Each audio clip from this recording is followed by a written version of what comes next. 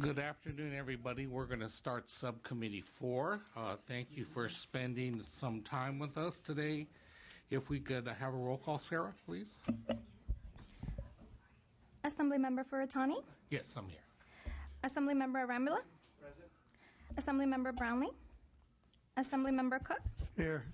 Assemblymember Jeffries? Okay, we're going to start. We have a couple of the other members. They're on their way, so they'll make their way to the dais. We have no consent calendar, Mr. Cook, today, and we have no vote only today, so we're going straight to the items to be heard. So let me get my agenda straightened out here. Let's go to item 0559, Labor and Workforce Development Agency. Oh, I'm sorry, and also 7350, the Department of Industrial Relations. Issue number 1. And that's the Economic and Employment Enforcement Coalition, EEEC. Trying to get all these acronyms learned that I'll never use again in my life.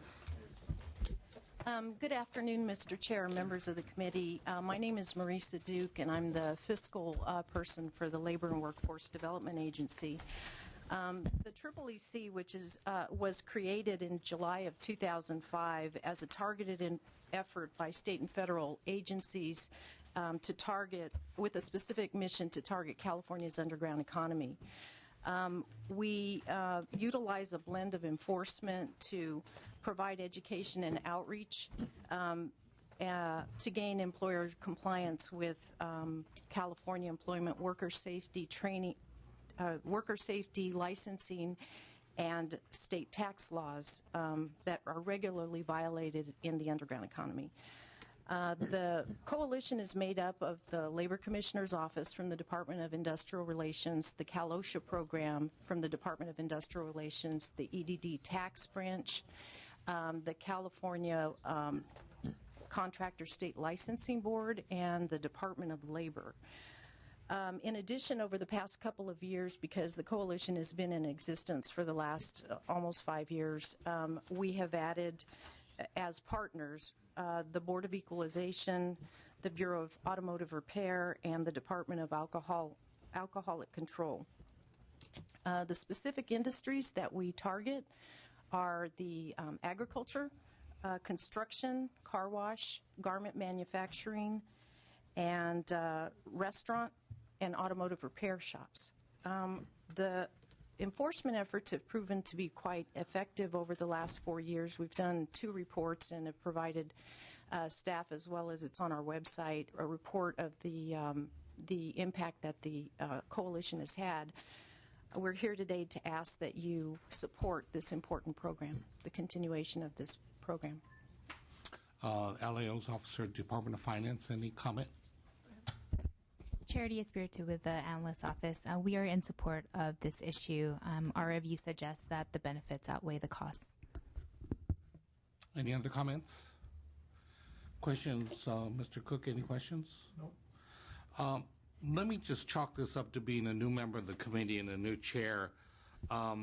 Looking at it and being briefed very well by staff, what you're saying clearly seems to be the case. What I'm trying to do as a chair is get more of a comprehensive view of things. Things tend to come to our committee piecemeal, one piece at a time. So what I'm recommending is we approve this in a limited funding for 1 year, just from the standpoint of sorting this out a little bit more and seeing if there's going to be an overall strategy relative to the underground economy. I think one of the things that really works relative to what this task force has been able to do is in terms of looking at how to bring in revenue and how to be able to fix some of these things. But I just wanted to have a limited funding for this time out, and then we'll come back next year and talk about how to proceed from there. So I'm looking at putting all these different pieces together in a more comprehensive whole. So that's my recommendation. I'll second the chair's motion. Thank you. Is there anybody with public comment? Then if we have a roll call, please. Assemblymember Furutani? Yes. Assemblymember Arambula? Assemblymember Brownlee, Assemblymember Cook, Aye. Assemblymember Jeffries. We'll hold this open for the other members to come back and vote, and this is not an indication or a judgment based upon the success or failure of the program. It's just sort of me easing into this, getting a better feel for the overall, and please take it in that fashion. Just wanted to note that it's been difficult. This program has been limited term. We're using existing law to do the program, and the program has been limited term twice, the first time for 3 years and the second time for 2 years. And we've had a hard time keeping, we have the best staff that we get from the Labor Commissioner's Office and the Cal OSHA program and so on. They have concerns about being limited term, and they were hoping that this was the year that after being in the program for 4.5 years, that they would have permanent employment in this program. And we would hate to lose them in the sense that they're finally getting their stride. I mean, we've trained them, and but at the end of the year, you know, they think that's it, or they get another year, and it's just not a good way to recruit people for us operationally. No, I can empathize. I appreciate that. The thing I'm trying to get a handle on is the state of California, and temporary employment, any kind of employment in the state of California happens to be pretty rough to come by. And if some of your people, and I appreciate it, and I hope this message can be shared, it's one of the difficulties we have with term limits and leadership coming in and out and different views on things. I understand there was a sunset on this.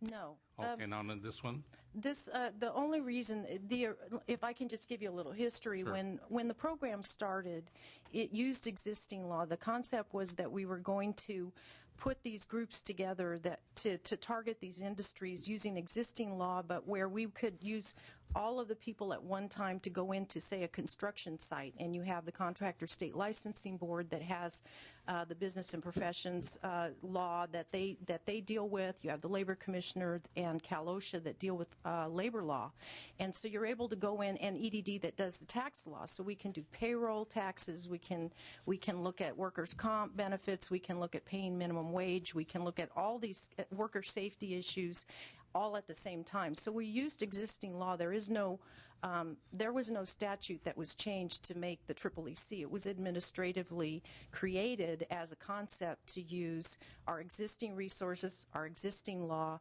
to and enforce it to hit the underground economy.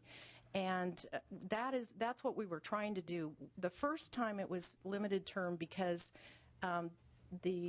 we wanted to get some data to figure out whether it was effective. So we did a report to the legislature and Department of Finance in September of 2007, and in that report we provided, it wasn't a full 2 years worth because the time wasn't sufficient to do that. We weren't able to collect that much data, and there was some time to start up. But the second report has been the full 4 years of data, and it clearly shows that in these industries there are violations that we need to that are out there that we're able to cite, and we're getting compliance. We're getting compliance. Either businesses are going out of business because they're on the underground economy and won't operate in the legitimate economy, or they sell their business, or they come in compliance. They get licensed. We have statistics on all that, and it's a little rare for the LAO to support something, but they have all in this case, they have all of the data that shows that there's a problem out there, that we're using existing law to address it, that we're trying to minimize the impact to employers by taking everyone in at one time, and we're protecting employees. We're providing education. I appreciate everything you're saying. We're not disapproving it. Mm-hmm. It's limited funding, as I said, as I'm trying to figure out how this all fits together. That may be not the greatest situation for you, that will be here probably a lot longer than I'm going to be here. But we need to move forward in this fashion, because the reality I'm dealing with when I come to cutting the budget and trying to explain to the public and my constituency why we're growing in one area and we're cutting in another, I want to make sure I have the rationale and the understanding. And the understanding for me, as I'm beginning to understand this whole process better, is that I want to see a comprehensive whole. I want to see a strategic view. If the new governor is going to have a strategic view relative to the underground economy, how this all fits together, I think that's going to be really critical and important. But I'm just trying to explain to you my thinking. I'm not going to change my recommendation. I appreciate your concern. Let's move forward. If your people are going to leave, unfortunately, that's the case. But tell them this is not a judgment on the success of the program. It's just that we got to get through this in terms of looking at a comprehensive whole. That's all I'm looking for. Excuse me, may I say something, please? Sure. Okay. I'm not used to wearing a tie, so I'm here because I like to speak. I'm the director of the coalition, and I've been around for 5 years since the inception of this. And I'm speaking on behalf of the staff and the workers of California in all 7 industries in general, and all the partners that have joined us, from the workers from Arizona, California, El Centro, all the way to Eureka. The automotive industries, the garment industry, the Korean American industries that have joined up today for the outreach that we do every week. There's 40 sweeps that we do throughout the year, where the staff are not only doing the sweeps 2 days a week, teams doing inspections, and doing the outreach to educate our California employers in California, to go out there and outreach on weekends and also during the day. It's been tremendous. I've been with the state for 30 years, and I'm very proud to be a California state employee, but I'm more proud to see a unit like this and the strong foundation of the EEC coalition, that I see them every day, because I'm not only here. There's a sweep going on today, and which I miss a lot. And the foundation of these workers out there, they see this string falling apart, which I built myself with the foundation of all the partners. Not only the partners, but the associations that we have. And I'm saying we because we're all part of it. We're all part of California. We team with them. And I'd like to see it strong go forward, please. Well, it's not. It's Thank going to you. go forward as I just recommended. Thank you. I appreciate what you're saying. If we wanted to stop the program, we would end the funding. We wouldn't do it. If you don't understand where I'm coming from, I apologize, but that's where I'm coming from. Thank you. Let's move on to the next one.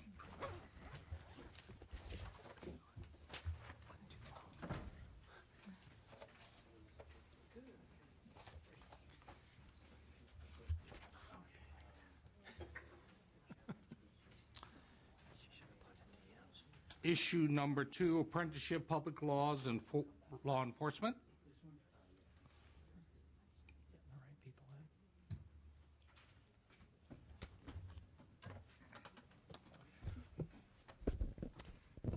Good afternoon, Mr. Chairman and members.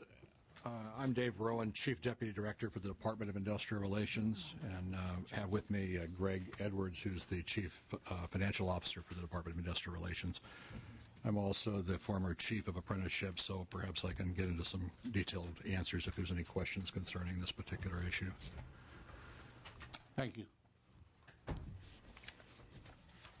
You're presenting on the issue? Okay, let's get I thought I would take, since we have a number of issues, I thought I'd take your questions, unless you'd like me to do an outline of it. Would it be helpful if we outlined what's here? Yeah, let's do the outline. Okay. Within apprenticeship, the labor code requires on public works projects that there be one apprentice hour for every 5 hours of journeyman time on public works jobs. And the Division of Apprenticeship Standards, fairly small department, 68 employees, and they have a couple of, I think they have a total of 3 staff members devoted to this issue of dealing with complaints that come in that apprentices are not being employed on public works jobs. There is a long history of the department being unable to get through all the complaints and take appropriate action. It's becoming more and more critical because there's a lot of contractors entering the public works arena now that have not been involved in public works in the past and are not employing apprentices. Our primary goal is not necessarily to catch somebody doing something wrong and penalize them, but to have early intervention and to identify employers that are not employing apprentices and get them to employ apprentices, because the job has a long, lengthy tenure typically. If we can catch them early on, get them to employ apprentices, that creates the employment and the training for the apprentices. Apprenticeship is on-the-job training, so without on-the-job training, there is no apprenticeship. So this addition of the 2.5 positions will allow us to adequately deal with this, was our belief. And the increase of complaints is because of new companies getting involved in public? That's certainly a piece of it. There's also been a huge awareness. We've been driving awareness. We've done a campaign to educate awarding bodies to their responsibility under the Labor Code. And we try to have our staff, our apprenticeship consultants, who are not part of this enforcement deal, but when they are promoting apprenticeship, we've tried to educate the awarding bodies and organizations and contractors in their responsibility. And so we're trying to put more focus on this and get more, get more apprentices employed. With this additional 2.5 positions, how long do you think, or what kind of impact will it have on the backlog? Will we get eliminated? Yes, we believe it'll eliminate it. This is effectively doubling the staff, and we don't know what the future complaints might be based on the kind of folks coming into apprenticeship, the kind of folks coming into the contracting world. But if the track record is consistent, this should come very close to eliminating it, I believe. Greg Edwards, Mr. Chairman and members. The only thing I would add to that is that not only will this allow us to put a pretty big dent in that backlog and possibly eliminate it, it will allow us to effectively resolve cases in a more timely manner, and it will reduce the likelihood that the cases are lost to the statute of limitations before we can get to them, as has happened in at least a couple of fiscal years in the last 5 years. Questions from the panel? Mr. Jeffries? I'm just curious, with the dramatic decline in the economy, folks out of work, businesses out of business, how your workload is increasing when the economy has declined so significantly. Remember that this is about public works work, and what's happening is that the public works work, I don't know what the stats are off the top of my head, but there is public works work out there. And if you talk to awarding bodies today, they'll tell you they've got tremendous responses to bids. They'll have 60 people respond to a bid where they used to have 3. And so folks are winning, the contractors are winning those bids, and they're folks that don't typically employ apprentices. So that would generate more complaints. And again, our goal would be to try and intervene with them early and get them into the apprenticeship model and supporting that model early on. So your position is then that there's going to be an increase in workload continuing that's going to justify a larger staff, even though we're all seeing the opposite. So, I mean, how many cases are we talking about here? What is the numbers we've... I mean, I see the cases in 2009. What are you seeing so far this year? So far this year, through the month of February, forgive me, we've seen probably about 500 to 600 cases. I'm doing that from memory. I'll clarify that if I'm speaking in error. We have seen the number of cases increase over the last several years, even in spite of the economy. The one exception to that was the 2009 year, where we did see a drop in cases from over 900 to about 750. The figure that's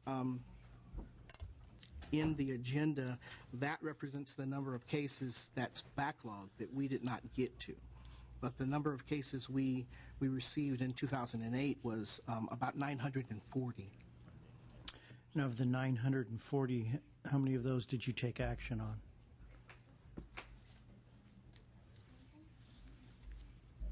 I'm sorry, I don't have that detail with me, but I would be happy to provide it. It would just, and the chair's heard me say this before, the timing of us adding new positions to state agencies couldn't be worse. The justification could be better, in my opinion, just from trying to see the facts of exactly how many of these are legitimate complaints, how many of these are generated for reasons that are not valid and are just driving up your workload unnecessarily. What efforts are done on your part to deal with, I don't want to use the word fraudulent, but phony complaints or complaints that are just driven because of an employee is unhappy against an employer. I mean, all those things that, out of my ignorance, not knowing what you deal with, I mean, I'd just kind of like to hear a little bit more as to why, at this time during this budget challenge, what we're facing, why we should be adding more employees. I can address that at a high level without detailed numbers. When I took over as the chief of DAS in 2006, that was one of the things that became very obvious. There were people submitting complaints to harass somebody else effectively. And we held in San Francisco a several-hour open forum with the apprenticeship community where we invited people together. It was quite a heated discussion, but we said, look, we have a finite staff. We're going to teach you how to generate quality complaints, and we're going to let you know that if you generate complaints that are nothing more than harassment, your future complaints to us will not be prioritized, and we're going to deal with the ones that are appropriate. So there's specific things that people that are complaining, like contract compliance organizations and folks like that generate these complaints, there's specific things they can do to generate a quality complaint. They can show in their complaint that there was a pre-construction meeting and that there was education of the contractor that this was the law. If there's not some kind of prior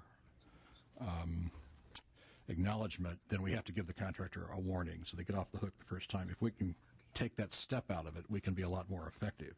And that was incredibly effective. That effectively stopped it. And then the people that did complain about us not resolving their complaints in a timely manner, we went back to them and worked with them. And I could give you specific instances of individuals to that effect. So we made quite a bit of headway that way. We put information on our website about how to create a complaint that was meaningful and actionable.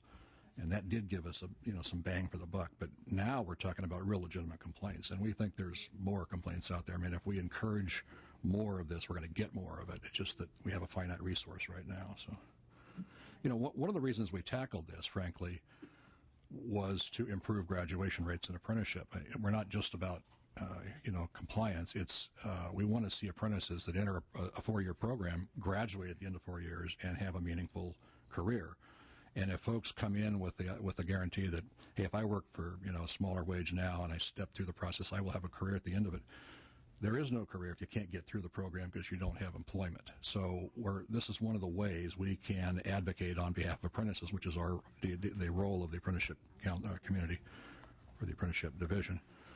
And this is one of the strategies to make sure that we're maximizing their employment. There's plenty of other things we can do, and we are doing as well, but this is about getting apprentices employed.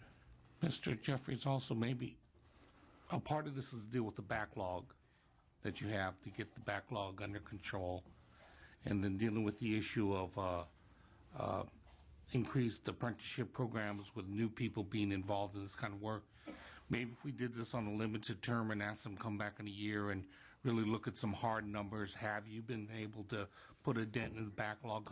How much? How have the complaints been relative to fraudulent versus legitimate, and find a real number we're working with relative to how many staff to do the job that needs to be done. I think with ERA fundings and other things, there's definitely companies getting involved in public works that haven't been before, but and this is true with everything across the board, including with the issue we just dealt with. The concern I think we all have is permanent increases, no matter the funding. Because the message being sent relative to state government, the public doesn't really know the difference or sophisticated enough to understand this is coming from this fund, this is coming from this fund. They're just saying, while they're hiring people and government's growing, while on the other hand, we're moaning and groaning about the deficit. So maybe that's a way of dealing with trying to really get at what the real impact is going to be of this increase. Is it a limited term, 1 year, and have them come back and then look at the hard numbers and see if it's done what it's supposed to do? Mr. Chairman, if I may, just take 1 minute, and I appreciate everything that you're saying. We get that. The only thing that I would not want to be missed is that there are larger public policy concerns beyond just our backlog.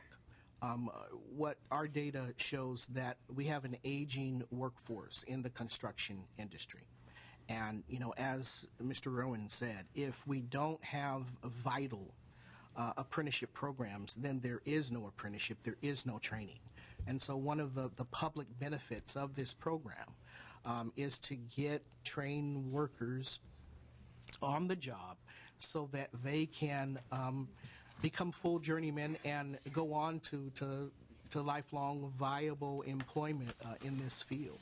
The construction industry has been one of those industries in which seems to have been insulated against some of what we've seen in the economy, at least to some small degree, hence the increase in projects, hence the increase in our complaints. And so we would just commend that to your consideration. Yeah, that's appreciated. Again, it may be premature to say this, but almost across the board in all these areas where we're increasing positions, if we didn't want to deal with the issue, we would say no increase. This is sort of it's not even a tweener. It's definitely in favor of what you need. The recommendation is going to be for your 2.5 positions, just like previous. We're just not committing to it long range and permanent at this point. Maybe when we can get to that the next time around on this, we can. But we're sort of in this situation where we're trying to make sense of, on one hand, hiring people, on the other hand, saying the economy and the budget for the state is in the toilet. So that's what we're trying to find a happy medium, I believe, on these hirings. Mr. Chairman, would you consider, without pressing your goodwill, would you consider a 2-year limit as opposed to a 1 year? Because we have the same issue of getting somebody into these positions on a limited term. The reality is by the time we fill a position with a 1-year limited term position, it'll probably be less than a year tenure there. So the people that have to fill these jobs have to know something about apprenticeship, and we have to. It's not everybody can take the job, so that would help us get a quality staff if you could see your way clear to go for 2 years. I hope I haven't overstepped my. Well, maybe that applies to the one we just got done with as well. It would. Yeah, the one we just got done with, I think, has folks in the position already. Wait a minute. We're not reopening the first one, please. And I hope people appreciate. I know what you folks are advocating for, and I'm not questioning your program. I'm dealing with our budget and the realities we have to try to explain it to the public. Why we're going to be hiring people on one hand and we're going to be firing people on the other. Got it. And I got this in every situation it seems it's coming to, whether it's the courts, whether it's the prisons, all of these. So we're just trying to find a place to help you get done what you need to get done. And I'll be honest with you, if people are not going to take the job because they don't think it's forever, then I don't know what job's out there for them. So, Thank you. let me just, what do you think?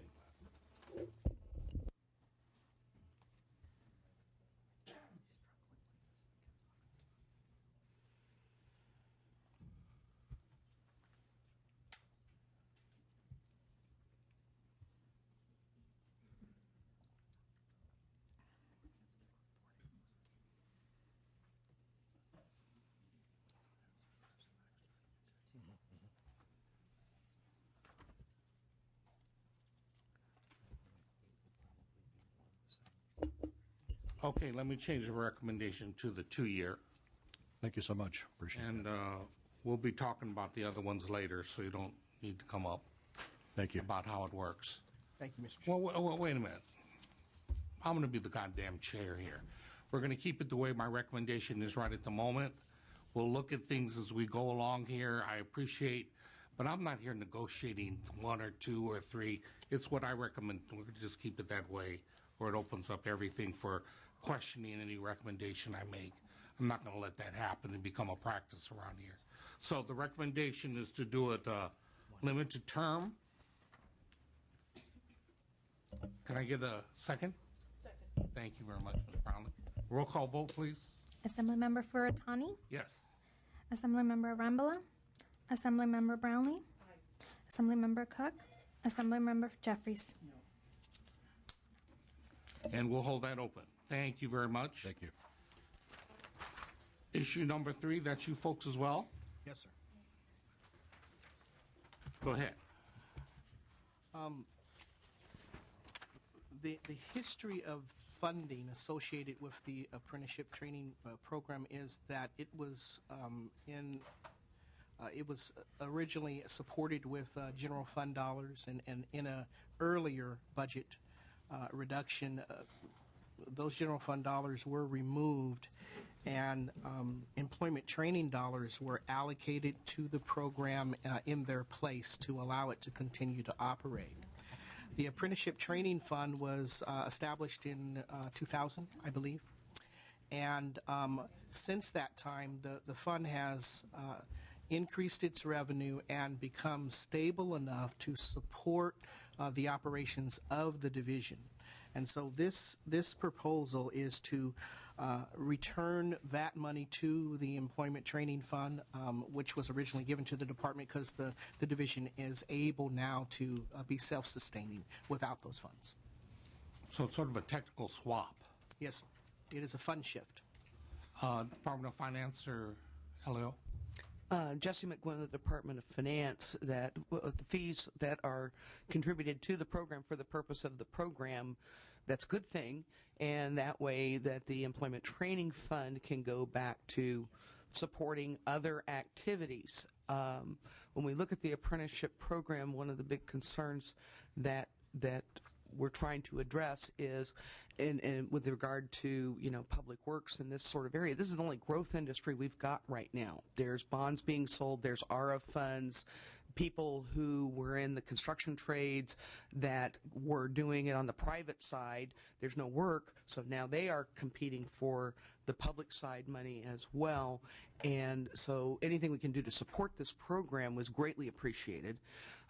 Because this is where there is a little bit of growth in the state. It's this area of construction is growing from the public sector side, from the public works side, using federal funds and state bond funds.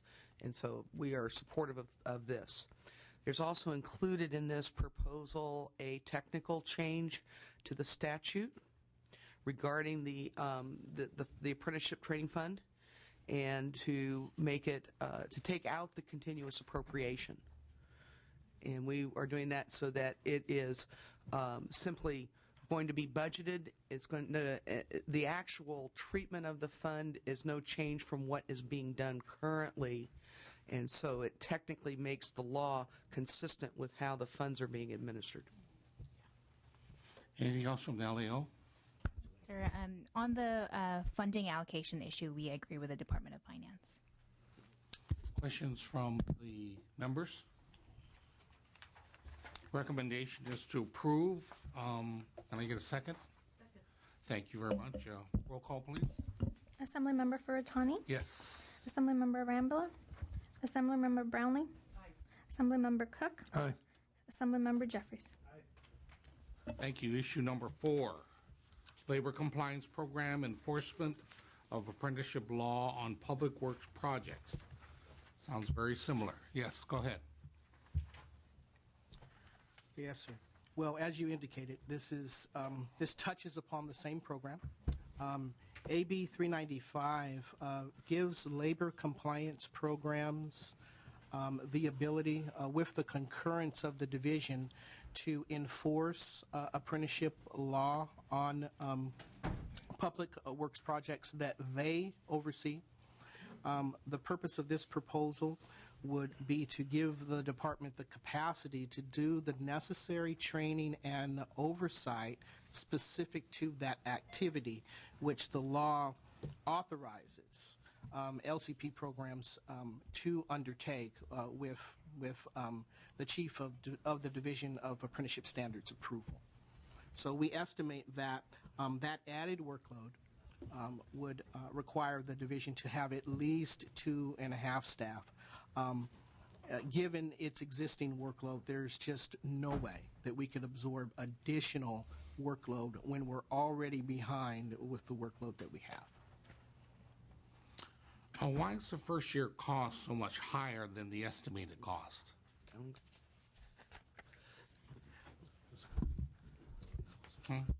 Oh, I'm sorry. From the bill analysis last year, it was $362,000 versus $150,000 to $200,000.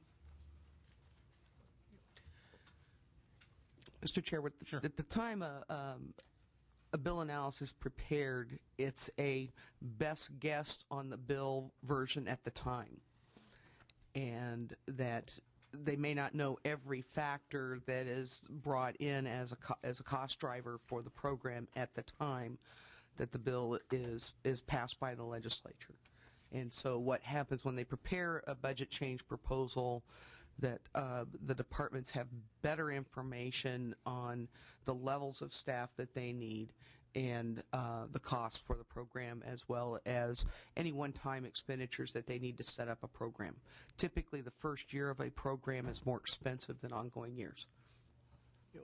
Mr. Chairman, if I may add, we're a little bit uncertain as to where that figure comes from. In the department's enrolled bill analysis, our figures show that the BCP is less than our initial estimates.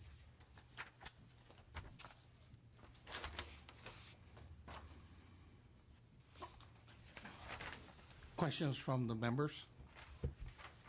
Yes, Ms. Brownlee. Just one quick question, and having just gone through issue number 2 with a cost for 2.5 positions at $275, and then moving ahead to issue 4, 2.5 positions for $362,000. What? I understand that they might be pursuing different responsibilities, but why the difference in costs? Is this a travel and I wonder? I'm sorry. Could you repeat the question? Well, when we just discussed issue number 2, the agenda says, the item says 2.5 positions. Oh, I see. 2.5 positions. The 275 is not the cost of those positions. That's in addition to the 2.5 positions. I see. And so, okay, never mind. Get it. I misread the item. Members, anything else? There is a concern. I just saw the bill language, the actual bill language, and when we get the bill, that's the number we work off of, and we almost doubled that number. We're going to hold this over and hold it open and take a look at it again, see if we can get these numbers to rectify themselves better.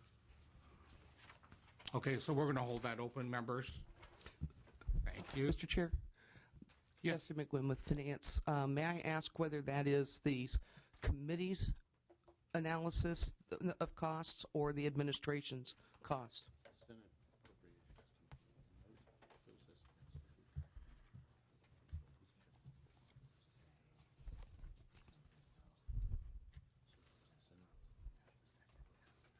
Yeah, it was the Senate Appropriations Committee, and So that was referring with the Department of Finance, I understand.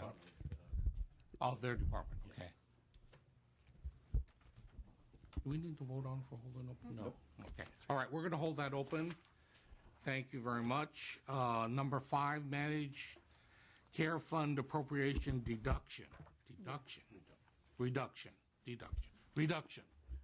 not used to seeing that word, reduction. I like it. Let's just vote for it and be done with it. Okay. We Your Department bumped of the Finance? workload in the program. No, you're not. Oh, I'm Who are you, sorry. Carrie? Carrie Nevins, Department of Finance. I used to work at correct. Okay, we'll start all over, Carrie. Carrie Nevins, Division of Workers' Comp. Got it. This is an old program before there were medical provider networks. What we did is we reduced all of their fees to the minimum, and this resulted in reduction in the appropriation. Questions from the members? I'm sorry, Department of Finance or LAO, anybody? We're recommending an approve on this. Can I get a motion in a second? Moved, seconded. Second. Thank you very much, Mr. Cook. Roll call, please. Assemblymember Furutani. Yes. Assemblymember Arambula. Assemblymember Brownlee. Assemblymember Cook. Aye. Assemblymember Jeffries. Thank you very much. Issue number 6, Return to Work Fund Sunset. Yours?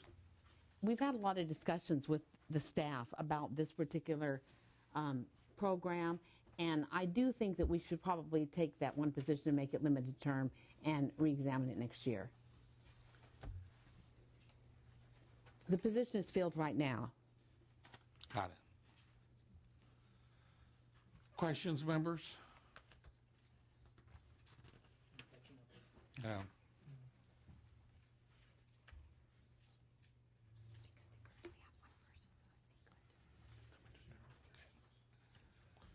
So the recommendation is the position is already filled, and we'll make it limited term so we can revisit it. And So if it's already, walk me through this. I'm just now catching up to this one. Well, If it's already filled, why are we discussing it today? because we've had a sunset of the return to work program, but we still do have some work going on. So we'd like for someone to finish up that work, and so we want to come back next year and decide whether it's done or not. So the program has sunset or will sunset? Has sunsetted. And so if it has sunsetted, what is the employee working on? The backlog of. So the program sunset, but the work of the program has. Yeah. It sunsetted on January 1 of this year, so we still have some work to do. If I may, there was work in progress when on the sunset date, and even though there were things in the queue that need to be finished that were begun under that law, so they need to complete that. There shouldn't be additional workload coming in. Okay, so who decided to sunset the program? Was it the legislature? Yes. Or was it the administration? It was the legislature. And when did the legislature make that decision? They made it when they first authorized the program. They only authorized it for a couple of years. It was. When did that occur? When did, I mean, walk me through this. I mean, I'm here for 72 months, so fill me in on the Okay. blanks. I think it existed for 2 years, and it was to get small employers to be reimbursed when they provide for an employee to come back to work. But we just never really could get the word out or get the to take advantage of it. So we only spent about maybe $20,000, and so we took that money, which was from our Workers' Comp Administration revolving fund, and returned it to that program. So. And what type, I'm just asking out of my ignorance, what Sure. type of work is going on? I mean, I don't understand it. So what, if the program's done and gone, there's no business driving the program, what is it that they're doing that's left over? There's a little bit of work from the people who had asked for, who'd asked to have their program funded, but the main thing is still is the sunset of the rehab program. Vocational rehabilitation has sunsetted, and so we're still kind of culling through those.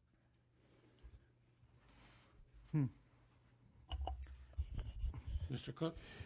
Well, I also am a little bit confused, and maybe it's analogous to those of us that our terms are going to sunset. I'm hoping this committee will fund me for the next 20 years if I live that long, because I still got a lot of work to do. I am being facetious, but I did have to throw that in. No second. Mr. Chairman, if I could Yes, just add please. a little bit of clarification. One of the things that also happened, in addition to creating this program for return to work, there was also a conversion of the VOC rehabilitation program. So prior to the sunset date, there were approximately 14,500 cases that are still active, that still need attention, notwithstanding the fact that this particular aspect of the return to work program has sunsetted. So what this proposal requests is that the position that was given to the department at the point in time where this conversion and the new program began be retained. The department is paying for that position out of its existing funds. And to resolve those cases firstly, and then should it be necessary, continue the ongoing work of the unit. Well, the ongoing work would have to be dependent upon getting continued funding from this body, right? Yes. Yes, in part. There are two aspects of the Return to Work program. One aspect sunsetted, as we've been discussing. The rest of the necessary work of the unit continues. One of the purposes of that unit is to do outreach and to work with employers to help accelerate the return of injured workers to work. The piece of the program that sunsetted was only that piece that was targeted at small business, which would have reimbursed them for expenses, equipment, special chairs, headphones for those who have hand injuries, if they accelerated the return of their workers to work. So a piece of the program sunsetted, but there is still a return to work unit as a whole that does outreach, does education and to employers and employees with the whole goal of assisting the return of those injured workers to work. How many employees in that unit? 22. It used to have over 50. We brought it way down with the program. Again, members, if we do it with a limited term 1 year, and then the sun really would have sunsetted by then. Oh. New definition. Yeah, exactly. Okay, I'll make that recommendation, limited term 1 year. Can I get a second? Question, Ms. Brownlee? Just, I would move that with the amendment made by the chair. Thank you. It's been moved, and I'll second it. Roll call? Assemblymember Furutani? Yes. Assemblymember Arambula? Assemblymember Brownlee? Yes. Assemblymember Cook? Aye. Assemblymember Jeffries? Okay, that's held open. No, that got out, huh? Issue number 7, SB 313, Workers' Compensation Insurance Enforcement.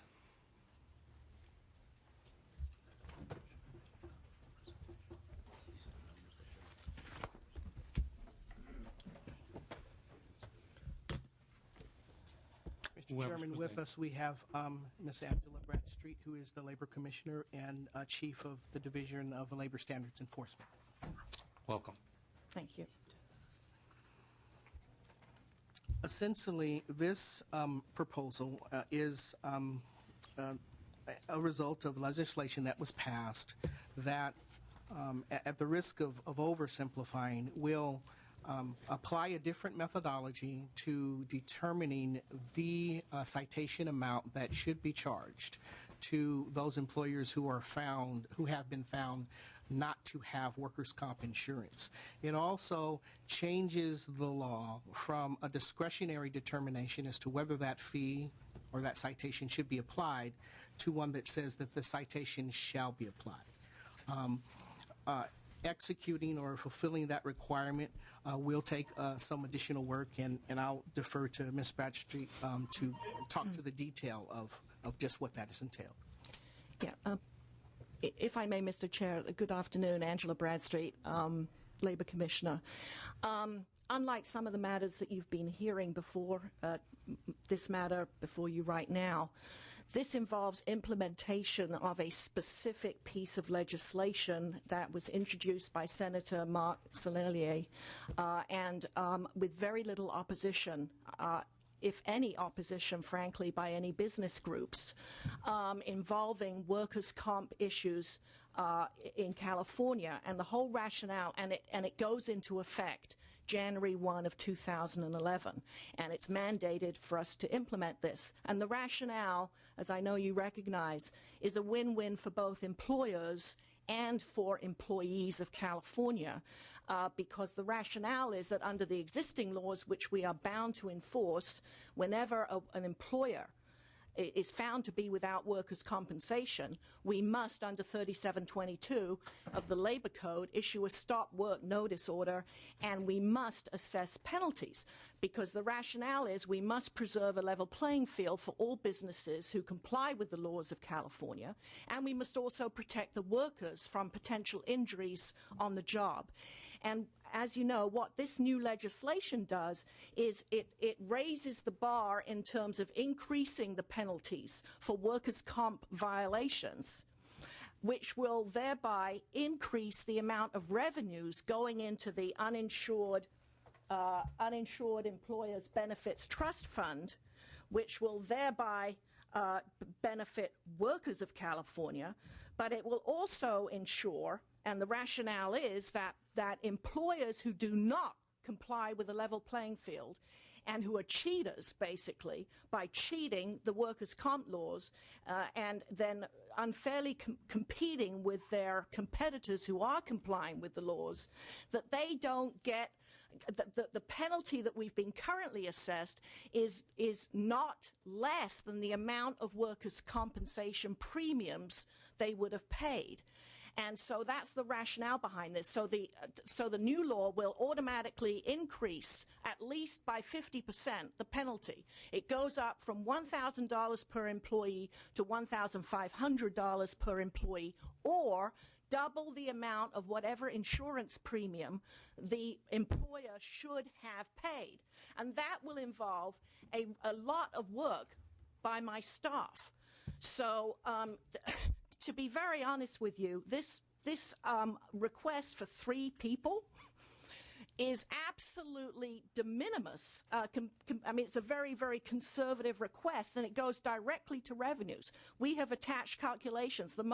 By far, the majority of the citations that my office issues, by far the biggest percentage of the citations relate to workers' comp violations that go directly to the underground economy. This legislation, if we can do the job, will increase, and I think we've attached some examples, will increase the revenues by about 50%, which could be anywhere from, last year we collected, and I'm talking collections, we collected $3.6 million in collections from workers' comp penalties. The year before we collected over $4 million. It's the highest, frankly, I think you'll find on record in the last 10 or 15 years, and probably ever. This legislation will increase those collections by 50%, and all we're asking for are 3 positions at between 220 and 350,000 to go do this. And it's a win-win for employers, for businesses, and it's a win-win for the workers of this state.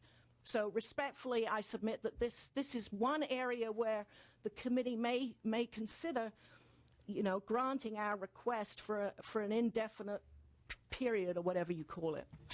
Thank you very much. That's called permanent. Oh, okay, Mr. Chairman.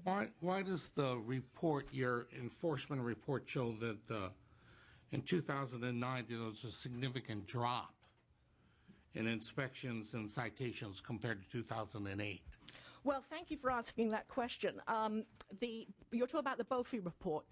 There were actually, our level of enforcement last year is still among the highest on record, notwithstanding the 15% reduction in work time that my staff had to endure. We issued, for workers' comp citations last year, we issued 2,200 and something workers' comp citations, compared with 2,700 workers' compensation citations. Excuse me, is that right? Yeah, that's right. Am I right? Yeah. It's compared with 2,700 citations the year before. And the overall level of enforcement, to go to your question, Mr. Chair, if you include public works, only went down 4%, notwithstanding that our work time went down 14.8%. I also think it shows that we're getting out the message against the underground economy, whether it's from 2810 lawsuits that Chairman Arambula is so familiar with, or whether it's impact litigation that we filed, or whatever. The number of citations has decreased, I think, in part at least because of EEC and the level of enforcement that this administration has really undergone. And frankly, it's been my absolute top priority. Questions from the members? I'm recommending we hold this open at the moment to further get into this and understand the statistics better for myself. Mr. Chair, I had a question. Yes, please. I'm sorry, You Joe. were only looking to the left. I'm sorry. That tends to be my political problem. Those lefties over there. So if so, the penalties, as you say, is going to go up by 50%. You hire 3 positions in order to do this. The proceeds of those penalties go into the Uninsured Employers Benefit Trust Fund. And what buckets of money fill up that fund? That fund is populated, if you will, through assessments that hit every employer in California. So to the degree that revenue in this fund increases, those assessments will go down dollar for dollar, at least in aggregate, if we increase revenue into the fund. So there is, as Matt Bradstreet said, there's a benefit to the workers, there's a benefit to all employers. Is that the only source of revenue? It is the only source of revenue, yes. Absent the fees from the citations, so does that answer your question? It does answer the question. I guess I'm trying to understand here why there isn't, I guess, a benefit to the state here relative to investing in 3 additional employees to pursue and create this level playing field that has been spoken of and to ensure the health and safety of the workers, why there isn't a kind of a net effect to the general fund. I understand it goes into this fund, but as this fund grows, there's got to be a point in which there would be a cost savings to the state, and that's what I'm just trying to understand. And it sounds like you're telling me that there is not one. Well, if I may, the whole workers' compensation system, both its administration and the benefits that go to employees, used to be funded, and the lion's share of it, by the general fund. All of those costs were moved out of the general fund some years ago. So there has been historically, which continues, a great benefit to the general fund. Additionally, the enforcement that flows from DLSE, as well as the Division of Apprenticeship Standards, as well as some of our other programs, many of those enforcement efforts generate citations from which the revenue is deposited into the general fund. So yes, there certainly is some benefit. I don't have an estimate at this time as to what the benefit would be particular to this particular activity. As I understand it, it's targeted at the analysis and the workload specific to this legislation, and so that's probably why you don't see the general fund discussed in this particular context. But the trust fund does not underwrite any FTEs or positions. It does. It does. It does. Okay, so so then the basically these 3 positions then will be funded by penalties. The money raised through these penalties. Correct. Okay. All right. Thank you. Other questions? I have a recommendation that we hold this open. We'll talk about it some more and get this done as soon as possible, but we're going to hold it open for right now. Okay. Thank you. Issue number 8, Division of Occupational Safety Health Fund, loan repayment.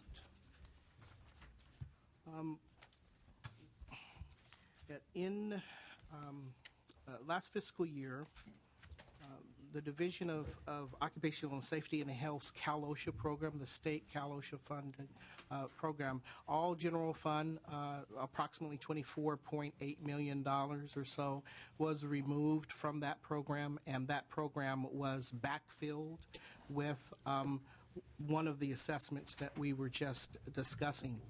A new fund had been created the previous year. That fund's authority was increased to completely remove DOSH, the DOSH Cal OSHA program, from general fund support. Because it was a new fund, a new fund whose expenditures were then increasing, we did not have sufficient time to build up a fund balance. The other dynamic here is the assessment itself. This is the annual workers' comp assessment, of which there are 6, one of which supports this division, is conveyed to employers on or about December 1st of each fiscal year.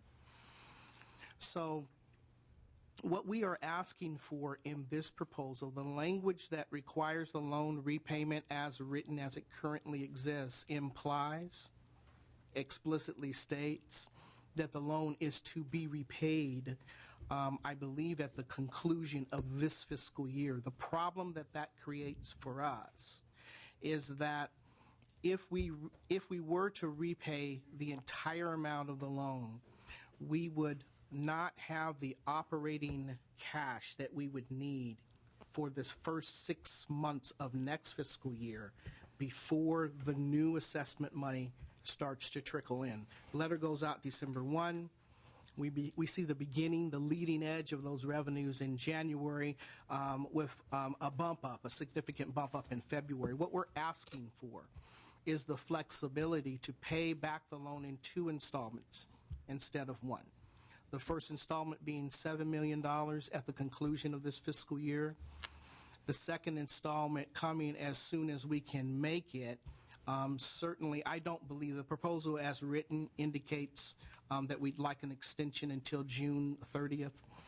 It is highly likely that we will not need all of that time. We will need some of that time after January when those new revenues start to trickle in to pay back the second half of the loan. So that's what we're asking for in this proposal, is the flexibility to do so. Elio, comment? Anybody? We agree with this proposal. Todd Bland with the Analyst's Office. UOF, any? No? Thank you. Questions from the members? This does have general fund implications, so we're recommending we hold over and talk about it after the May revise? Yes. Then deal with it then. Thank you, sir. Okay, thank you very much. Thank you. Okay, folks, thank you very much.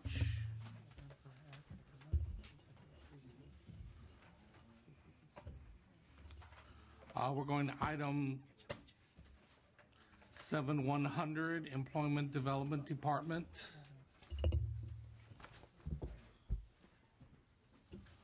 Issue number 1, Automated Collection Enhancement System.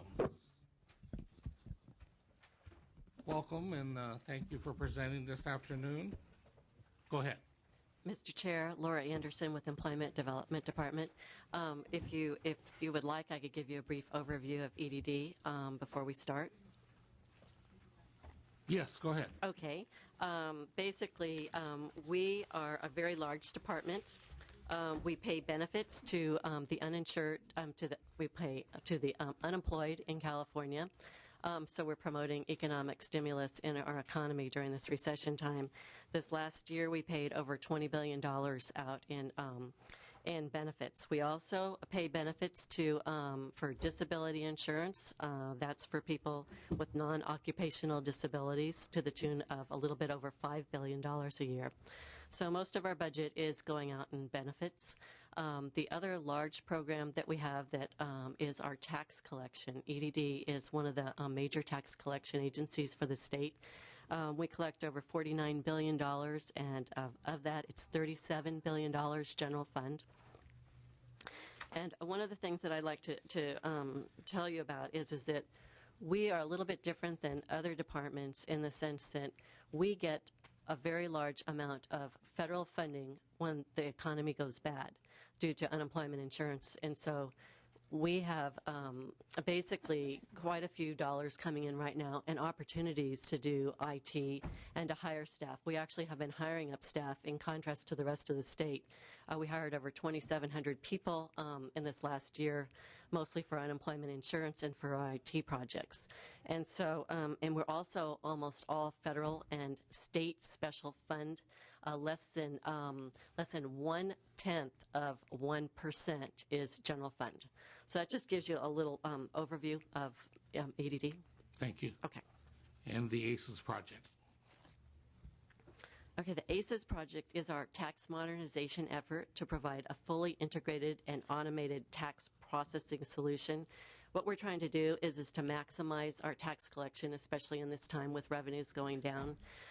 We have a vendor on board, and they are starting to bring in the money already. It's a two-phase project. We'll be completely up by January of next year. This is going to, we're asking for $31.4 million. Most of that will actually go to pay the vendor when the revenue is realized. This is a benefits-based procurement where all the revenue has to come in before, and all the state costs have to be paid that, you know, to get this project up before the vendor will realize any money's coming to them. So we're very excited about this project. It's very successful so far, and we expect to be on time, on budget. It's a unique funding situation. Yes, yes. Questions, members? Yes, Sean. So if this investment was made in this project, when do you see a return on that, a positive return? We're seeing the return already. We've started to get the money coming in the last couple of months. We're projected to have $4 million in this fiscal year. We've already collected half of that, and we expect to meet that goal or exceed it. In the budget year, we're projecting $87.2 million, and of that, $52.6 million will be general fund. So you're, if I heard you correctly, will invest 31 and get 50-some million dollars in general fund after a year? That's correct. Thank you.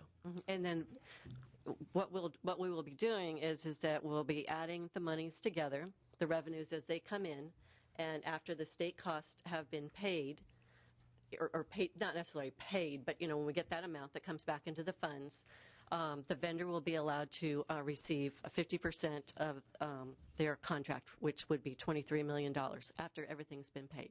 And there's a cap on that too. There's caps all the way through. So. And is there any money that goes back into the operation of EDD? No, not directly. It'd just be through what you approve. Okay. Mr. Cook. This sounds very similar to some of the nightmares with the Department of Motor Vehicles. Their project, do I understand this is an 8-year project? No. 6 years. 6 years, yes. And we will be going into the last year. This project will be done basically by March of next year. January it'll be complete, and then we'll just finalize. You know, I'll be the first one to. The revenue is going to continue to come in. This is not going to be a one-time revenue. When the project gets up and going, we had estimated that we would have ongoing revenues of $71 million. We're going to exceed that in the first year, so we're not. The revenues are going to continue to climb, we believe.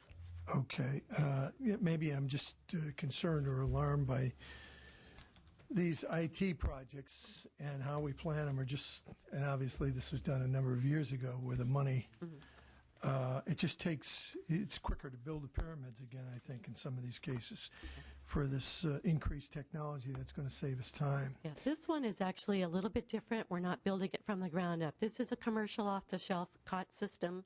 The vendor has done it in many other places, in other states, in other counties, other countries. With 6 years, though? Well, that was to get the vendor on board. The vendor came on board in September of 2009, and they'll be done in January of 2011. Okay. I don't understand the whole thing. All I'm saying is that it just seems as though, at least in this committee, I've heard this before, and I don't understand why it takes so long to do this. And then, as I said, we've had problems in the past, and I'm not blaming your department. I'm talking about the state in general. These tremendous takes so long, and one project that didn't work, so you start over again. And, it's a good thing this wasn't one of the projects of World War II. We would have lost the war, I think. So I think that if they're that important, I cannot understand why it takes so long if they are necessary for the functioning of the department to come online. And maybe I have a sense of urgency. Maybe the 6 years that's the term of an assembly member, and I don't know. And it sunsets. And it sunsets, whatever that is. So I am very, very concerned about this and how we address this, because we've been down this path before. Maybe I've been on this committee too long ago, and my cynicism is coming out. Well, Paul, I really appreciate your comments. What I've been talking with our staff about, and this was just the issue of IT and different ways of looking at data, et cetera, is in every area that we're dealing with and beyond sub 4. So what I'm going to be asking staff to do, and I know we're going to be dealing with budget stuff in May, so that's going to take most of our time, but soon after that, to take a look at all of these IT projects we have, put them up sort of side by side, see which ones are working, why they're working, which ones aren't working, why they're not working, and really get a sort of a holistic view of this. We deal with them piecemeal, one at a time, and then what comes back, and I've seen this in other institutions that I've been in, where someone hires a vendor outside to do this IT project, but you look at the history of this vendor, they've done other public policy IT projects and have failed in other places, but they get hired. It's like a bad baseball manager, Paul. They just keep getting hired and hired, even though they don't have a winning record. So we should put them all next to each other. I want to work with sub 5 and say what's working, what's not working, because some of this is, and ED's got a couple of them. This was one of the good ones, but some of the others are. I know, and by the way, I appreciate you being empathetic to my concerns on this. It's just that being on this committee going 4 years, you're right. The projects and everything, we've got to do a better job because the money involved is almost astronomical and could be going to other programs and everything. So the length of the program and however we can centralize it or make it more cost efficient, I think would benefit us all. And so thank you for your comments on that. Yes, good point. Thank you, Sarah. A couple of things on this project is the different funding mechanism, which makes it very interesting, and I'm assuming Department of Finance and LAO concurs that they're on time and on budget, and it's going to be done next year. Yes, January and 11, we will be up and running completely. We're still bringing in the money now as we speak, but we'll be complete. Okay, I recommend we recommend an approve on this one. If I could get a second or a courtesy second, or I second it. Thank you very much. Can you call the roll? Assemblymember Furutani? Yes. Assemblymember Arambula? Assemblymember Brownlee? Assemblymember Cook? Assemblymember... Aye with reservations. Thank you. Assemblymember Jeffries? Like many of ours, we'll hold this open until we get more votes. Issue number 2, single client database, alternative base period. Yes, with the passage of ABX 329 that directed EDD to have alternate base period up by 2011, that's going to allow the unemployed who currently don't qualify under our existing base period to have an alternative method for eligibility. We have been proceeding very quickly. We've got the vendors on board. We did fall behind to the tune of about 5 months with the federal UI extensions. We had to use some of our programmers to actually do these extensions that put out monies to our claimants. However, at this point in time, what we're trying to do is we're trying to make up that time. We've worked with the vendor, and we believe we have a workaround where we can come up with a temporary solution that would allow us to meet that April 2011 deadline to have alternate base period up and going. It would be temporary, but we believe we can make it. LAO or Department of Finance? Good afternoon, Mr. Chairman. Erica Lee with the LAO, and I just wanted to say that I'm speaking currently with the department on that temporary interim solution and further investigating it. Okay. But it sounds good so far. Because it's a difficult situation. You have to keep changing as the feds change their unemployment issue, and then that takes your people away from doing the project? Exactly. Okay, but we have a solution. We believe we have a solution, and we're having that vetted with the OCIO as we speak. Okay, thank you. Thank you. Paul? I want to go back to this position. You're not ready to make a recommendation on this yet. You're still gathering information. Is that what I heard? Yes, in part because I've only recently found out about the actual solution, the delinking of the solution. To begin with, in order to implement the ABP, they had to create the alternative base period. So that's the basically extending UI benefits to a certain group of people, changing the base wage period. Yeah. So, but I'm just getting into the language here of acronyms. There's lots of acronyms. I apologize, but that is dependent upon the database that they currently have, which is outdated and is not very flexible. So that database needs to be updated. So should we wait to the data to come in before, as I said, maybe you sent me the wrong signals that... the data in terms of this interim solution? Well, you were hesitant when about approving this, I think, or making a recommendation, weren't you? Oh, no, it's just basically because I'd like to further speak with the department and the OCIO on it, but the interim solution is a feasible solution that allows the April 2011 deadline to be met. Otherwise, at this potential, otherwise there is a 5-month delay with the database conversion. Yeah. Either way, we're going to proceed. We're going to proceed with the single client database conversion and the alternate base, just as we had planned, and we're also going to take on this alternative. So it's a win-win.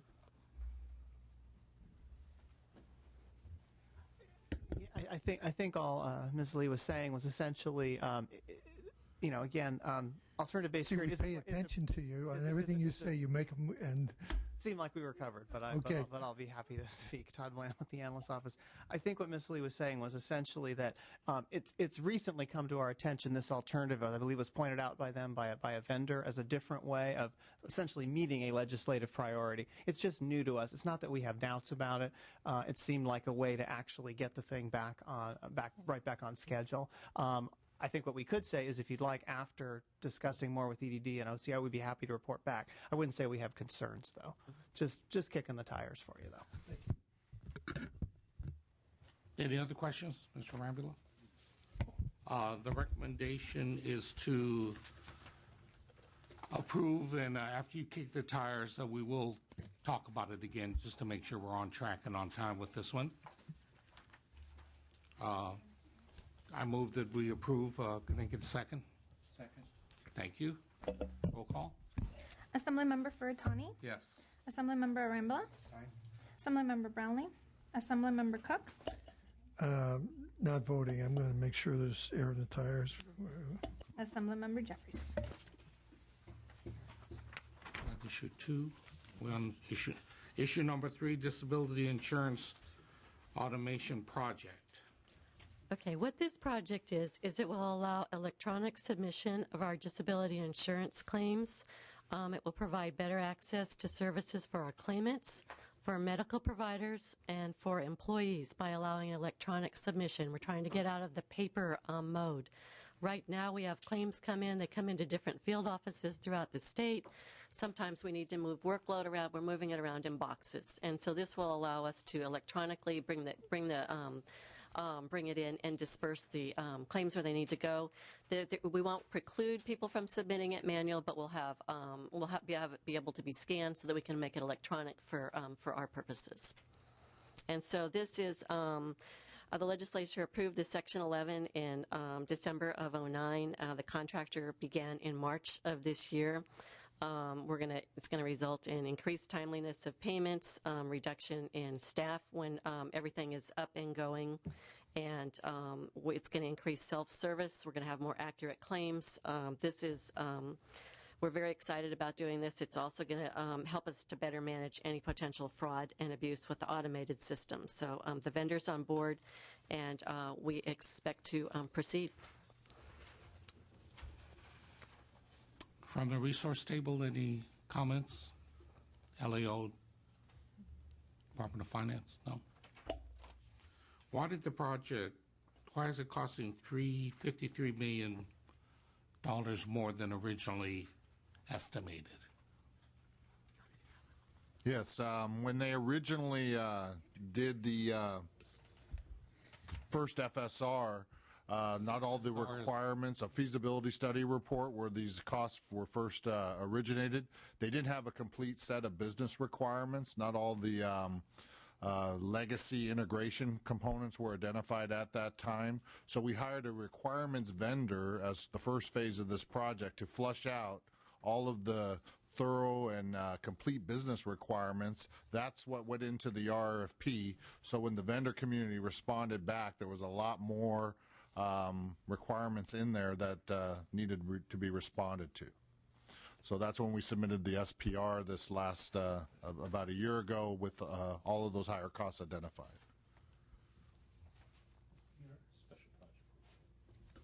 It's an addendum to the feasibility study report. So. Yes, Mr. Cook. Now, the last one was 6 years. This one I've got down was 8 years. Is that correct? Yeah. The total project timeline is 8 years, but the actual the procurement ended this last year, and now we're going into the actual project. So when you count the procurement phase and the IT phase of actually implementing the solution, it's 8 years. But the actual project now that the vendor's on board is around 2.5 years to implement the solution. Will be complete in January of 2013. I'll be long gone. Yes, me too.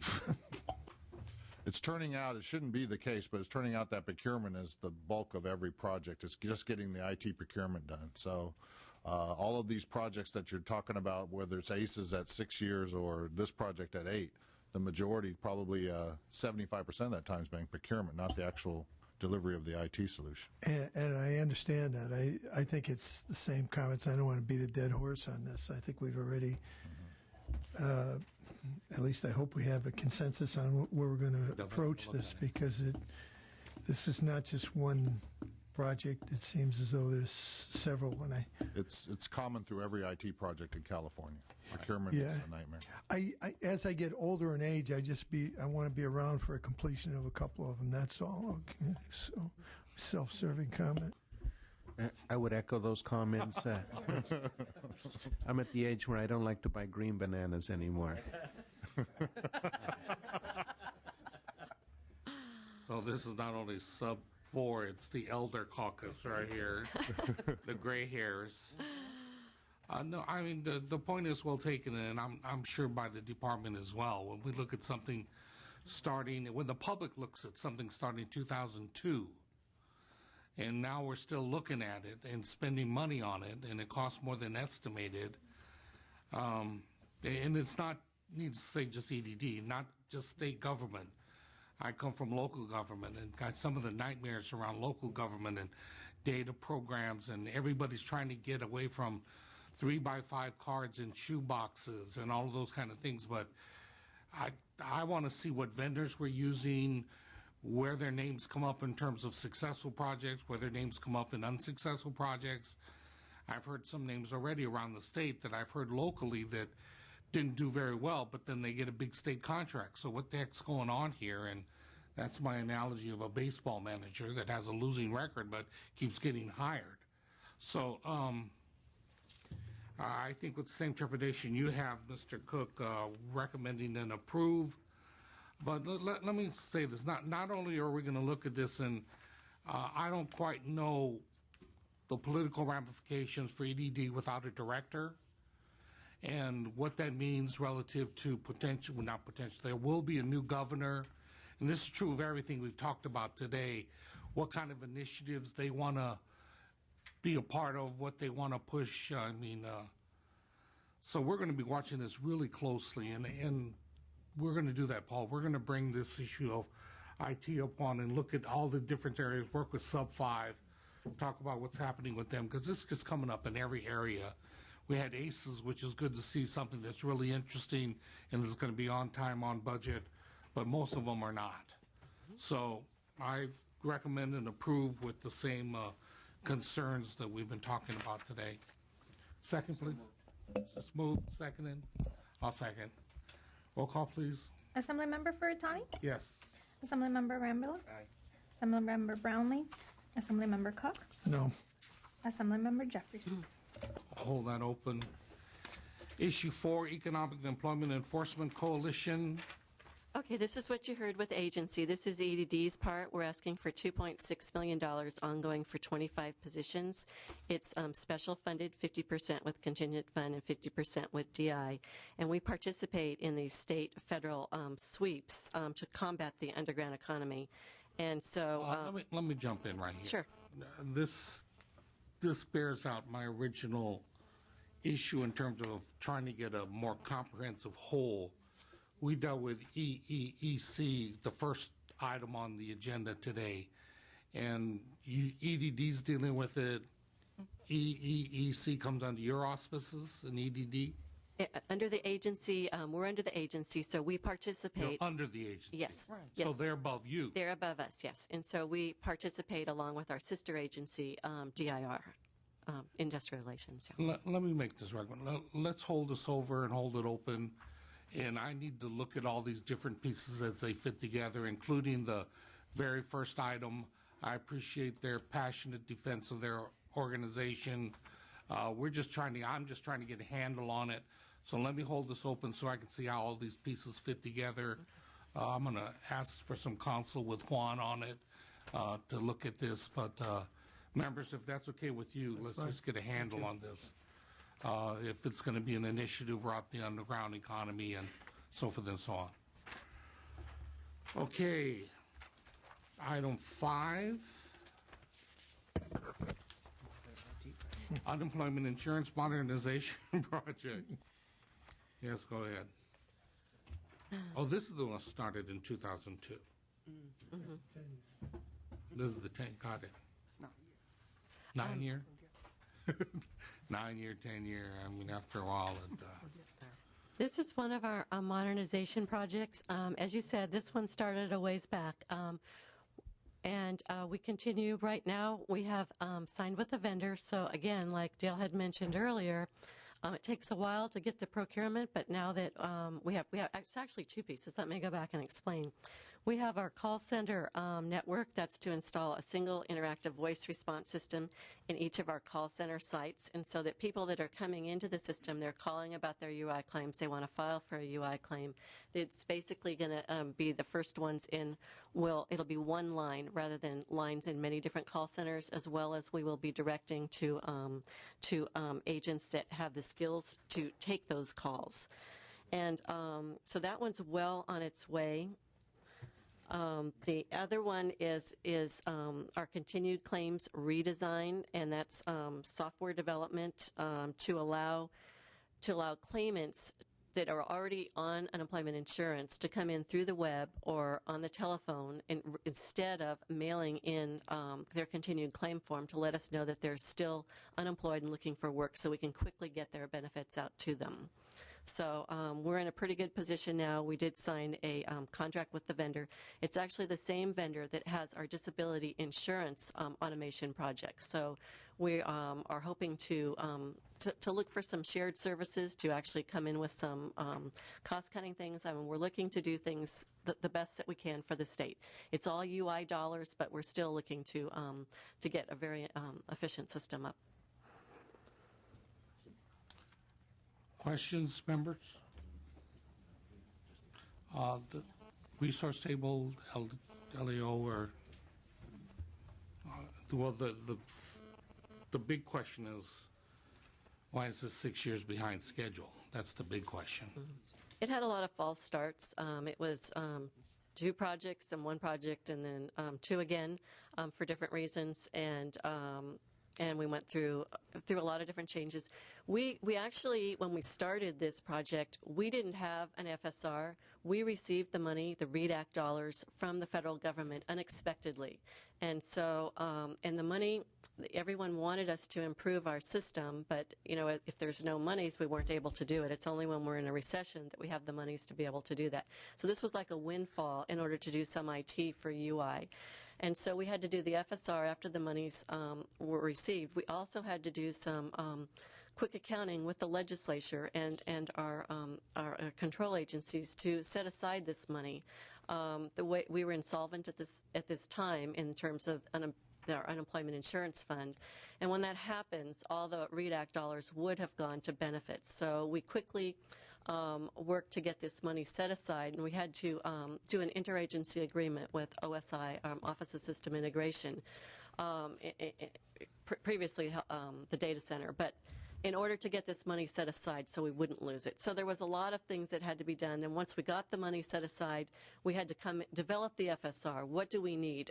What do we want to improve our customer service? And so, and then there was a lot of false starts along the way in terms of splitting the projects, putting them back together, and splitting them again. And we split them this last time again in order to take advantage of the CalNet 2 CMAS contract so that we could get the call center platform up and going sooner rather than going out to bid. So we're always looking to increase to lessen the amount of time for a project, but unfortunately it didn't happen in this situation.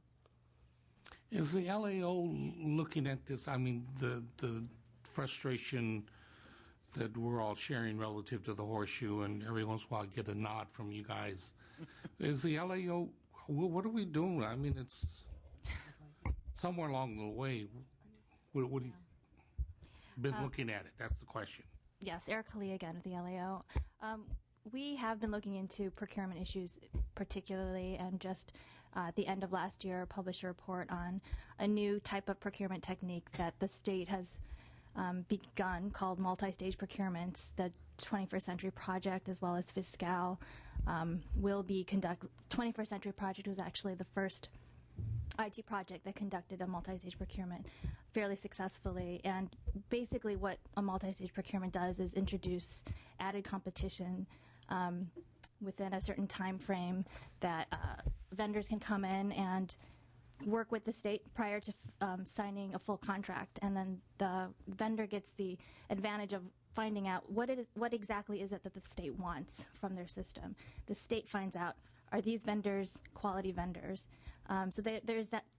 It's an additional step or an additional stage in the procurement that generally does not happen in a regular procurement of these types of large IT systems, and we were encouraged to see the positive outcomes with the 21st Century Project, which is a state controller project. We are closely examining what Fiscal is attempting to do with that procurement as well, but we see a lot of advantages in the procurement, both at reducing costs and potentially reducing the timeline for procurements in general. That is specifically what we've been looking at in terms of procurement. I would just add there's sort of 2 pieces to the problem. One is sort of the procurement phase. How do we get a competitive situation? And sometimes in these bids we don't get competitive situations, and that's very disappointing. And it takes a long time. So I think we need to look at improving that. And then there's and I think Mr. Splonsky was saying the IT phase of it, the development phase. And I think the key is it's all about requirements. Mm-hmm. And did the state know what the requirements are?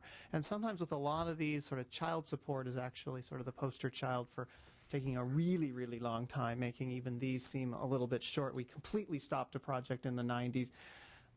Lost a lawsuit and had to repay all that, and then built a second one, and the total project costs were in excess of $1 billion. It is finally finishing. or finished. I guess it's certified and Not finished. EDD. Yeah, it's not EDD, different department. Spanning 2 departments as we created a second department. But I think in that one, it seems like my whole career has been around with that project. You really saw how I kept saying, like, well, shouldn't we have known that in the requirements? It's like they come back and say, well, you'll need it to do this. And I'm kind of like, well, yeah, why? And we didn't ask for that, and we were buying it. And so what Ms. Lee was talking about is sort of the multi-stage procurement process where essentially we can bring in vendors to sort of design a prototype for us. If we don't really know what our requirements are, it looks like a better way to do it. And we're also working on some language potentially to build into statute so that essentially the procurement approach becomes sort of part of what a department with a new project. Here, today we've been talking about sort of older established projects. Hate that I have to use that kind of language, that we would call them that, but that's sort of what these are. These are sort of relatively long approved, some not as long. But with the new projects, when they come before you the first time, we think procurement strategy is something the legislature should hear and pay attention to, and that could really affect our ultimate success. So I would say we share some of your frustration. On this project, on UI Mod, I think it's a combination of things changed. And some disappointment. The department may have been able to do a better job. At the very beginning, the issue Ms. Anderson indicated is correct. This is one where we actually had the money for a moment before we had the plan. So that kind of explains maybe the first year or two, but doesn't explain the rest of it. So I would say we understand your frustration. We're working. We don't have a lot of solutions. We think the multi-stage is one start. I do have to mention this interesting story. Joan Buchanan, one of our colleagues, gave me a book on the Berlin airlift, which you young people, you never even heard about. It was in 1948, prehistoric times. And it was, I actually, as a historian, I think that's the closest we ever came to World War III. Some people say it was the Cuban Missile Crisis. I kind of think the first one was then. But there was a president, a Democratic president by the name of Harry S. Truman. And Harry Truman might have had his faults. And by the way, I'm a great admirer of Harry Truman. The only problem is he was a Democrat. But I thought he was a great president. But here you had this situation in Berlin where he had to act right then and there, or there were lives involved. Obviously, we're not talking about lives, but in many ways, the general welfare of California is almost held hostage for 8 years.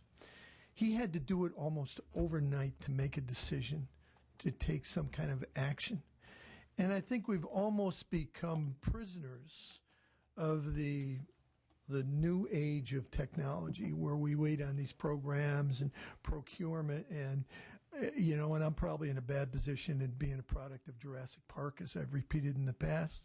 I don't understand the technology, but I do understand what Harry Truman went through, and he knew that in certain situations we don't have the luxury of waiting.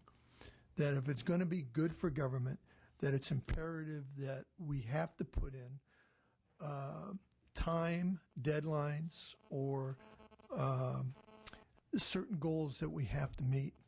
And if anything comes out of this hearing, I actually think this was extremely helpful, because we are going in the direction of maybe a new policy requirement for the future, which could affect us for years. So I did want to throw that little historical anecdote in there. Thank you. Mr. Ramila. I think the frustration, Mr. Chairman, has been shared by many colleagues over a number of different hearings, Department of Insurance, and certainly this committee and others.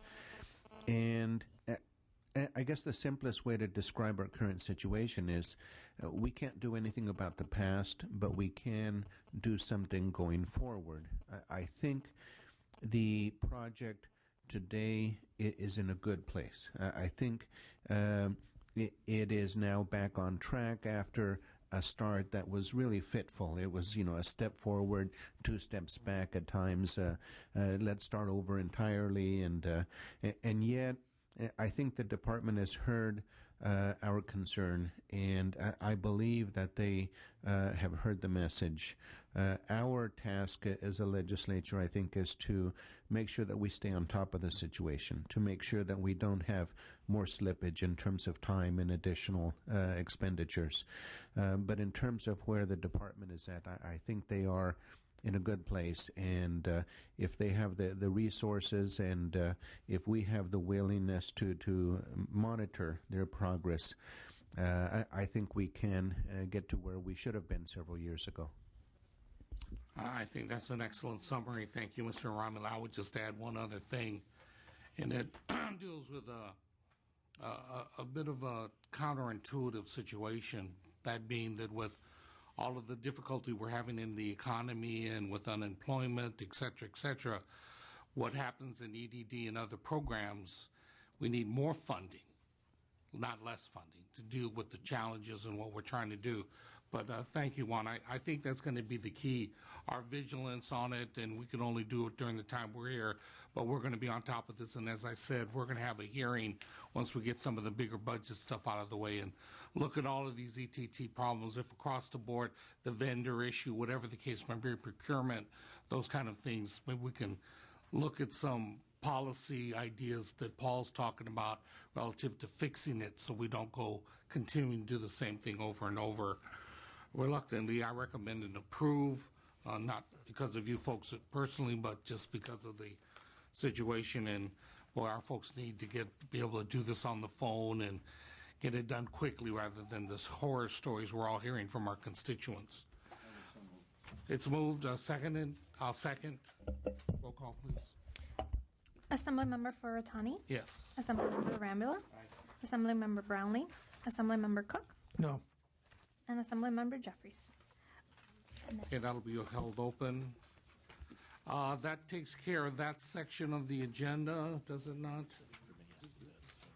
And we're the information only section. And that's with our same folks, I assume.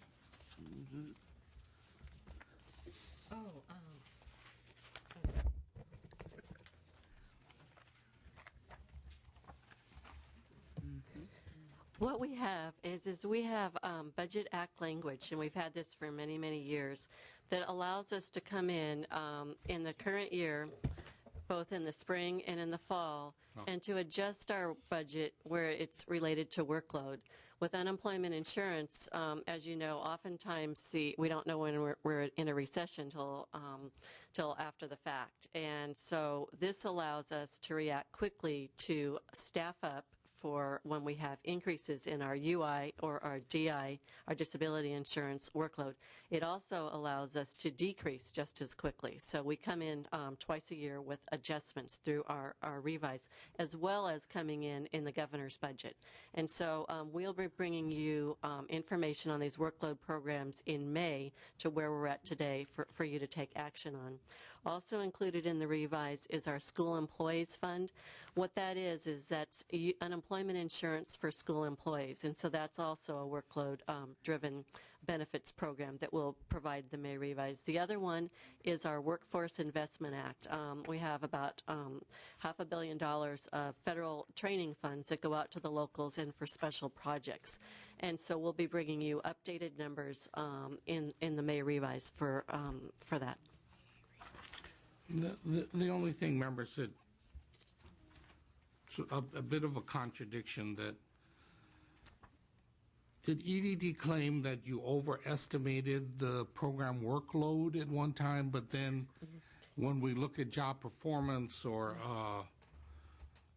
was it the bottom of the performance ladder, or? The workload is not going down in terms of the number of claims coming in. They're still coming in at unprecedented levels, just like they were last year. However, we did overestimate the number of people that would be automatically eligible for the extensions at the federal level. We also overestimated the number that we would need to do determinations on eligibility.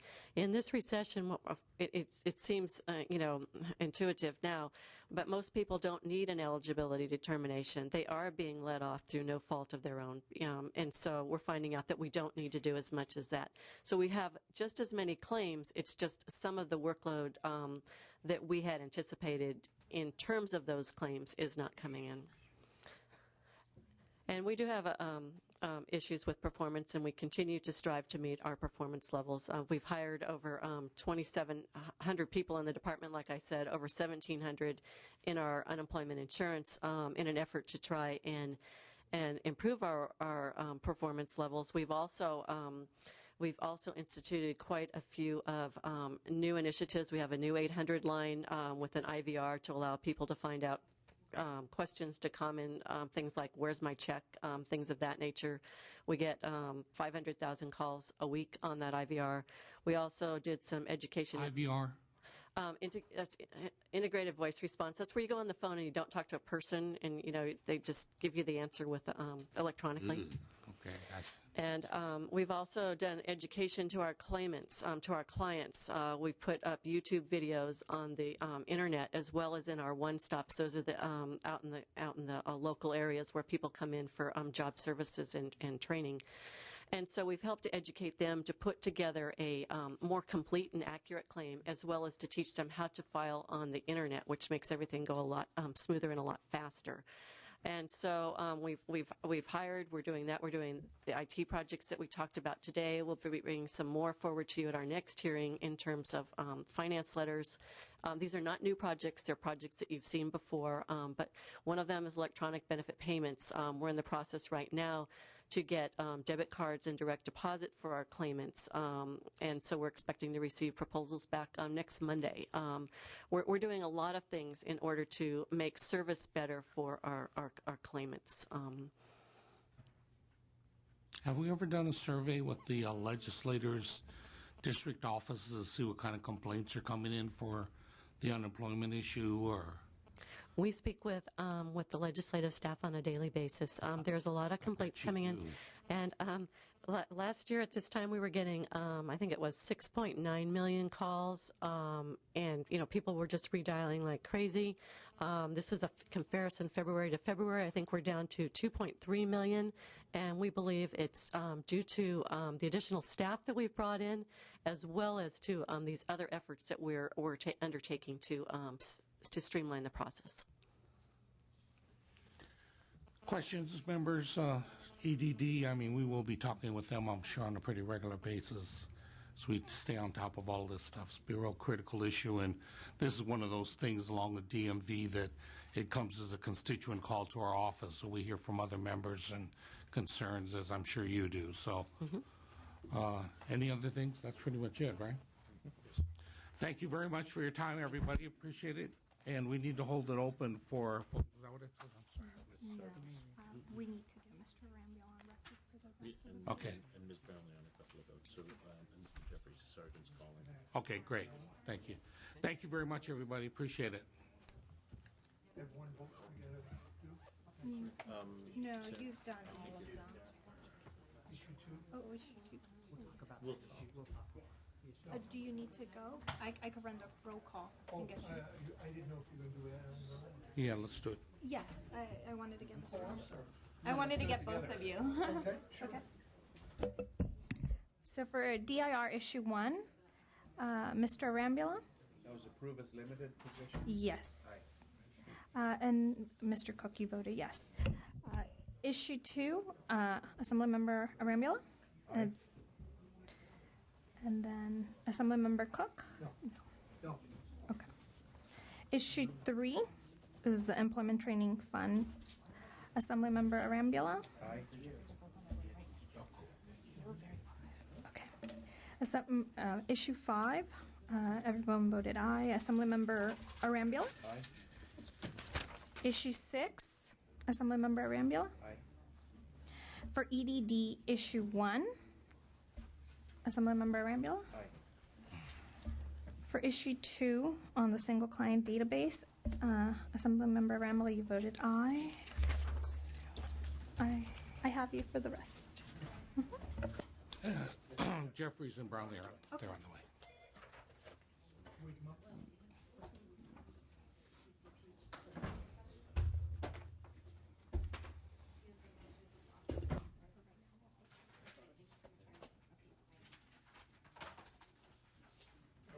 I'm done. Have a nice day. Thank you, Paul. Thank you for the discussion, the animated discussion today. Got it.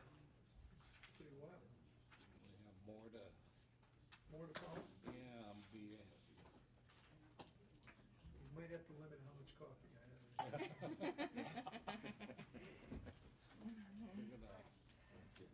We're gonna start the Paul Cook rule pretty soon. Everybody's got to explain their acronym. I did it in vets now. Oh, you mentioned the acronyms? It's your lingo now? No, I get it. No, they have to know what it is. Well, I think we'll implement the Paul Cook law. We need 2 more members who are on the way. But Thanks, Juan. Thank you. I know longer. Thanks, Juan. Do you want anything more coffee? Good job. Fine. Thanks, Paul. Thank you. Take care. Thank you guys for being patient with me. No, I think we're thinking on the same lines, Paul. Thank you. Absolutely. Andy, thank you for, I know I'm high maintenance, you never know where I'm going. Don't forget. And you, thank you very much for always telling me where I'm going.